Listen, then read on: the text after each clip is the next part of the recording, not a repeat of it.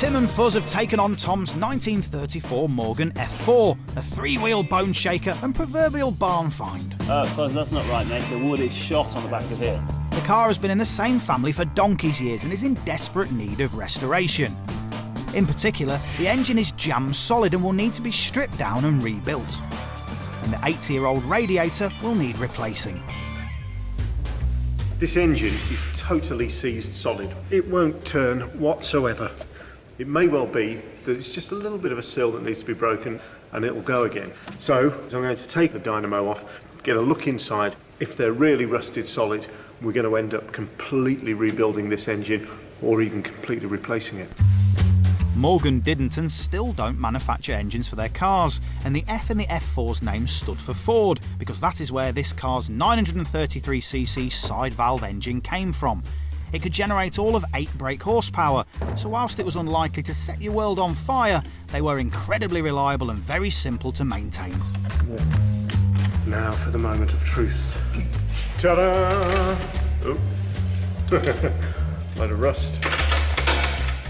But inside here you can see fresh, unused pistons. I think that perhaps only one of these is properly seized. So with a bit of luck, we might get away with just cleaning this block up. Big spanner onto the front crankshaft pulley nut. Give it a little bit of a... Aha! We have some movement. No longer do we have a seized engine, but it's all pretty tight. I still think we'll have to clean this engine up a lot, even if we don't have to rebuild it totally.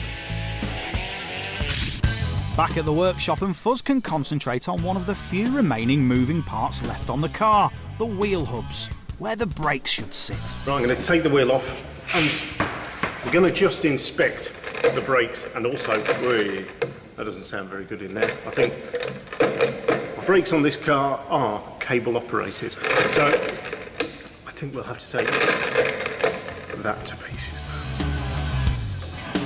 This fella here is called a hub puller. I've got to be careful because this is only made of cast aluminium. If I pull too hard on it, it's going to crack and break.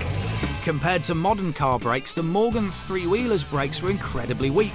They were operated with thin steel cables that were prone to stretching, so stopping the car could be a bit hairy. Let's take a look inside, and what have we?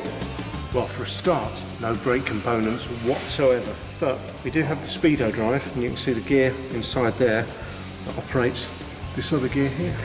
Better look for some parts.